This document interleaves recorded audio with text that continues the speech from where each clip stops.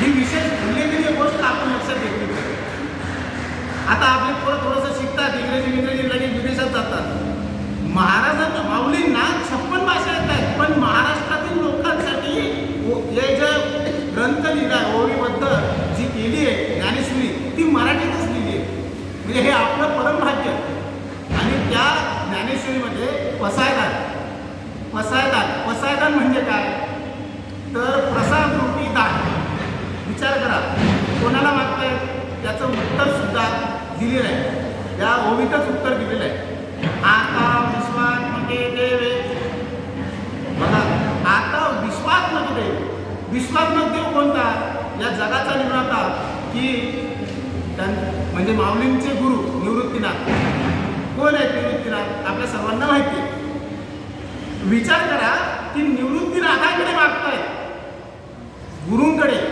मग मागणं कसं असावं, की माऊलींना माहिती आहे माझे गुरु मला सर्व देणार आहे म्हणून मागतायत. कारण मागितल्यानंतर मिळालं पण पाहिजे ना. देणाऱ्याची झोळी जर पाटली असेल तर कुठून देणार. विचार करा, कारण हे जे ज्ञानेश्वरी हा जो यज्ञ ग्रंथ जो लिहिला त्याला माऊली धर्मग्रंथ म्हणतात एका ठिकाणी. ती ओवी आहे 1792 नंबरची. त्यामध्ये म्हणतात, किंबहुना तुमचे केले धर्मकीर्तन हे सिद्धी नेले. म्हणजे ज्ञानेश्वरी खऱ्या अर्थाने धर्मकीर्तन आहे. त्या ज्ञानेश्वरी हे इतर लोकांनी नंतर म्हटलं असेल पुढे भविष्यात, परंतु खरं नाव काय आहे तर धर्मकीर्तन. मग हे धर्मकीर्तन आपण समजून घेतलं पाहिजे. कारण जोपर्यंत धर्मकीर्तन समजत नाही तोपर्यंत आपल्याला पसायदान समजणे खूप अवघड आहे. आपल्याला पसायदान, महाराष्ट्रातील प्रत्येक व्यक्तीला पसायदान पाठ आहे, परंतु त्याचा गर्भित अर्थ मात्र आपल्याला समजत नाही. काय असं होते, कारण आपण हे जे धर्मकीर्तन आहे, ही जी ज्ञानेश्वरी आहे, ही कुठेतरी आपण आत्मसात करण्याचा प्रयत्न केला तर ह्या पसायदानातील तो गर्भित अर्थ आपल्याला समजणार आहे.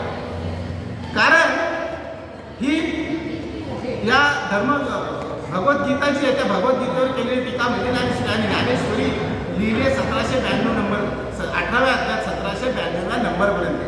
आणि 1793 नंबरपासून पसायदान सुरू होतं. मग हे पसायदान काय आहे ते सांगतायत. आता विश्वात्मके देवे येणे वागयज्ञे तोषावे. म्हणजे हा जो वागयज्ञ आहे ना, बघा, बुद्धी आणि माऊलींचे जे विचार आहेत त्या विचारांचा जो पगडा आहे तो पगडा आपल्याला ज्ञानेश्वरीमध्ये दिसतो. पण ते तिथे दिसतं. त्याच्यानंतर जे माऊलींनी स्वतंत्र, आपण त्याला स्वतंत्र प्रकरण असं म्हणू शकतो, कारण ते टीका नाही आहे. विचार करण्यासाठी गोष्ट की पसायदान ही टीका नाही आहे, मागणं आहे विश्वात्मक देवाकडे. विचार करा, विश्वात्मक देव, गुरु, त्यांचे गुरु. कारण गुरुचा महिमा जिथे तिथे प्रत्येक ठिकाणी माऊलींनी वर्णिलेला आहे. ज्ञानेश्वरीमध्ये तिथे लिहिलेलं आहे. त्यामध्ये म्हणतात, आता हृदय आपले चौपाळण्या भले वरी बैसौ पावले श्री गुरुची. गुरूंसाठी काय महिमा गायला हे तिथे सांगतात. आता विश्वात्मके देव म्हणजे गुरु. आणि त्याच्या पुढचं सांगितलं की येणे वाघ यज्ञ तोषा. म्हणजे मी जे माझ्या बुद्धीला सुचेल, कारण बुद्धीला दिलेलं वरदान हे निवृत्तीनाथांचंच आहे.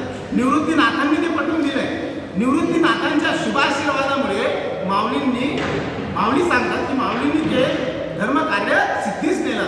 आणि इथून पुढे म्हणजे आता विश्वात्मके देवे, इथून पुढे मी जे लिहितोय ते तुम्ही मला प्रसादरूपी दान द्यावं. आणि हे प्रसादरूपी दान मागताना काय मागतात, आता विश्वात्मके देवे येणे वागयज्ञे तोषावे. म्हणजे तुम्ही हे जे तुम्हाला धर्मकीर्तन मी दिलंय माऊली, गुरु माऊली, ते तुम्ही घ्या. ते घेऊन तुम्ही संतोषी व्हा. म्हणजे तुम्ही एक संतोष म्हणजे काय, त्याला समाधान म्हणता येईल आपल्याला. तुम्ही समाधान